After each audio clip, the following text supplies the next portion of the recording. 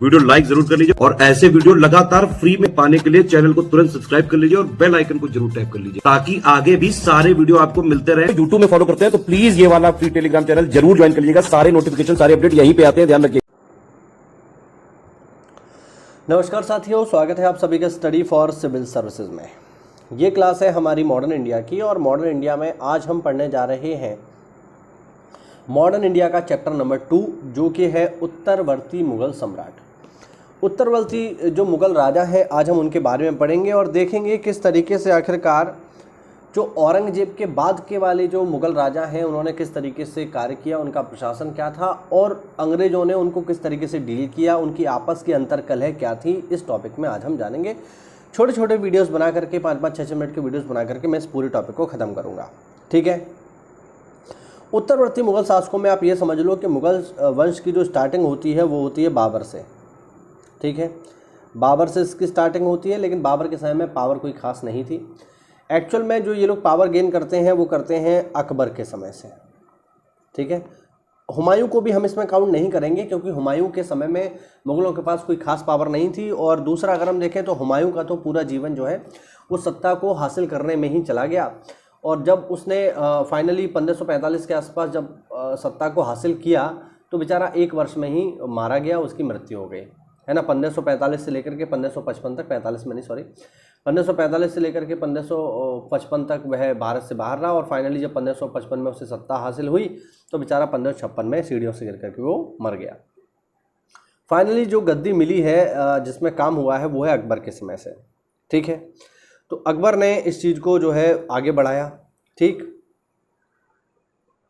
तो अगर हम ये देखें कि मुख्य रूप से जो मुगल साम्राज्य रहा है वो अकबर के समय से स्टार्ट हुआ है, यानी 1556 से स्टार्ट हुआ है और चला है। और अकबर के बाद गद्दी पर बैठता है उसका पुत्र जहांगीर, जहांगीर के बाद बैठता है शाहजहां, शाहजहां के बाद बैठता है औरंगजेब। ये करीब करीब 200 साल का जो इतिहास है ये बहुत शानदार रहा है।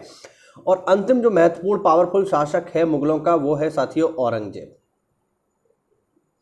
औरंगजेब के समय में ही मुगल साम्राज्य में विसंगतियां, प्रशासन में विसंगतियां हमें देखने को मिलती हैं और आपस के लोग ही इनको चैलेंज करना शुरू कर देते हैं। जैसे अगर हम देखें औरंगजेब के समय में तो औरंगजेब की सबसे बड़ी चिंता मराठा है और मराठों ने उसे जीवन भर तंग किया। और फाइनली जब औरंगजेब की मृत्यु हो जाएगी तब मुगल जो वंश है, जो मुगल शासन है, इसका पतन प्रारंभ होगा। तो आज हम उसी के बाद से ही स्थिति को समझने का प्रयास करेंगे। चलिए, लिखा हुआ है मुगल शासक औरंगजेब की मृत्यु 3 मार्च 1707 को हो गई। उस समय औरंगजेब के 3 जीवित पुत्र थे, मुअज्जम, आजम और कामबख्श। औरंगजेब की गलत नीतियों ने मुगल साम्राज्य की स्थिरता को छीन किया, लेकिन सेना और प्रशासनिक व्यवस्था नामक 2 स्तंभ 1707 तक बने रहे।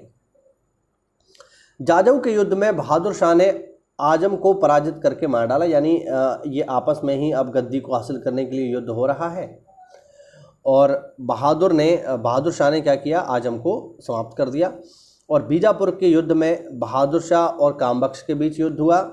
इसमें कामबख्श घायल हो गया और उसकी मृत्यु हो गई। और फाइनली गद्दी पर जो बैठा वो बैठा बहादुर शाह।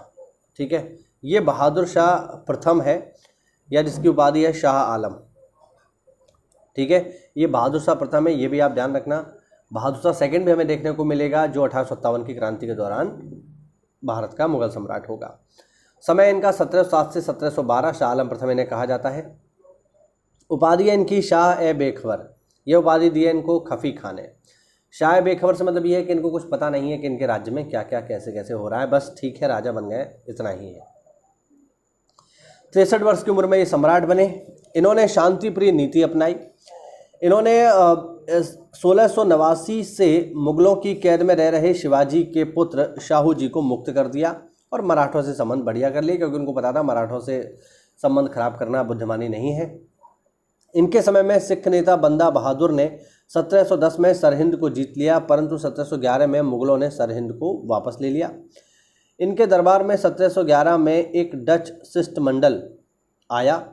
इनके स्वागत में एक पुर्तगाली स्त्री ने महत्वपूर्ण भूमिका निभाई। इस पुर्तगाली स्त्री जूलियाना को बीबी या फिदवा की उपाधि प्राप्त थी। ध्यान रखना है, पेपर में पूछा गया सवाल है पीसीएस में। ठीक है ना, बीबी जूलियाना या फिदवा। बहादुर शाह प्रथम के लिए सर सिडनी ओवेल का कथन था कि यह अंतिम मुगल सम्राट था जिसके विषय में कुछ अच्छे शब्द कहे जा सकते हैं। बहादुर शाह प्रथम की मृत्यु 27 फरवरी 1712 में हो गई और एक बार फिर उत्तराधिकार का युद्ध प्रारंभ हो गया। उत्तराधिकार के युद्ध के लिए युद्ध का कारण बहादुर शाह का शव 1 मास तक दफन नहीं किया जा सका, यानी इतनी ज़्यादा स्थिति खराब हो गई कि बहादुर शाह जब मर गया तो 1 महीने तक उसका शव सड़ता रहा, उसको दफनाया नहीं गया, केवल इसीलिए कि उसके बाद गद्दी पर कौन बैठेगा। युद्ध किस में हो रहा है? तो उसके पुत्रों में ही हो रहा है, देख लो जरा। बहादुर शाह के 4 पुत्र जिनके नाम है जहांदार शाह, अजीमुस्सान, रफ़ीउस्सान तथा जहान शाह के बीच उत्तराधिकार का युद्ध हुआ। ईरानी दल के नेता जुल्फ़िकार खां की सहायता से जहांदार शाह सम्राट बन गया। थोड़ा सा जहांदार शाह को भी देख लेते हैं। जहांदार शाह का समय है साथियों 1712 से 1713। इसका वास्तविक शासन, यानी जब जहांदार शाह गद्दी पर बैठा तो एक्चुअल में जो पावर थी वो जुल्फ़िकार के हाथ में थी और जुल्फ़िकार की सहायता से ही तो ये गद्दी पर बैठा था। ये इसका प्रधानमंत्री बना जुल्फ़िकार खां। जहांदार शाह ने आमेर के राजा सवाई जय सिंह को मालवा का सूबेदार नियुक्त किया और मिर्जा की उपाधि दी, है ना। इसने मारवाड़ के राजा अजीत सिंह को गुजरात का सूबेदार बनाया तथा महाराज की उपाधि दी। जहांदार शाह के समय में जजिया कर समाप्त कर दिया गया। जजिया मैं आपको पहले भी बता चुका हूँ और आप लोग जानते होंगे। जजिया एक ऐसा कर था जो कि लगता था गैर मुसलमानों के ऊपर। हर वो व्यक्ति जो मुसलमान नहीं है उसको भारत में रहने के लिए टैक्स देना होगा और वो टैक्स था साथियों जजिया, ध्यान रखना। जहांदार शाह लाल कुंवरी नामक वैश्या से प्रेम करता था। जहांदार शाह ने मराठों को दक्कन में चौथ तथा सरदेश मुखी वसूलने का अधिकार दे दिया। चौथ व सरदेश मुखी एक प्रकार का टैक्स था जो उन क्षेत्रों से वसूला जाता था जो मराठों के पास नहीं थे, यानी मराठे ऐसे क्षेत्रों से भी टैक्स वसूली करते थे जो उनके हैं ही नहीं। इससे आप अंदाज़ा लगाइए कि मराठा साम्राज्य की पावर कितनी ज़्यादा थी। और इसको शुरू किया था शिवाजी ने। औरंगजेब के समय में ये काम शुरू हो गया था, गुजरात के व्यापारियों से वसूला जाता था और फाइनली इसको रोकने के भी काफ़ी प्रयास हुए, लेकिन जहांदार शाह ने इसको वैलिड कर दिया कि ठीक है यार, तुम मानोगे नहीं तो ठीक है, वसूलते रहो। तो ये उनको अधिकार दे दिया गया, परंतु इसकी वसूली मुगल अधिकारी करते थे। ठीक है। फर्रुखसियार ने सैयद बंदियों की सहायता से 11 फरवरी 1713 को सम्राट को हरा दिया और फाइनली गद्दी पर बैठ गया फारुखसियार। अब देखो खफीका का जो कथन है जहांदार शाह के बारे में उसको देखते हैं। नया शासनकाल चारणों, गायकों, नर्तकों तथा नाट्य कर्मियों के समस्त वर्गों के लिए अनुकूल था, यानी ये थोड़ा सा अय्यास प्रकार का व्यक्ति था।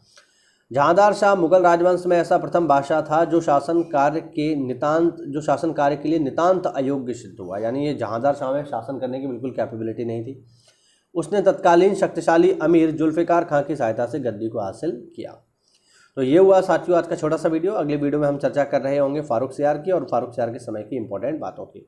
उम्मीद करता हूँ इस वीडियो लेक्चर में आपको नई जानकारी मिली होगी। तो ऐसा है तो वीडियो को लाइक करिए, चैनल को सब्सक्राइब करिए साथियों। और अगर आप हमारे किसी भी पेड को प्रोग्राम से जुड़ना चाहते हैं जो कि चल रहे हैं RO के लिए, BEO के लिए, PCS के लिए, ठीक है, PCS में भी Bihar PCS, Uttarakhand PCS, UP PCS, Haryana PCS, इन सब के लिए जो है हम काम करते हैं।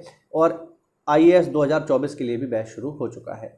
तो अगर आप इनमें से कोई भी बैच अवेल करना चाहें तो दिए गए नंबर्स पर कॉल करके हमसे जुड़ सकते हैं साथियों। मिलते हैं अगली क्लास में, तब तक के लिए जय हिंद, जय भारत, वंदे मातरम।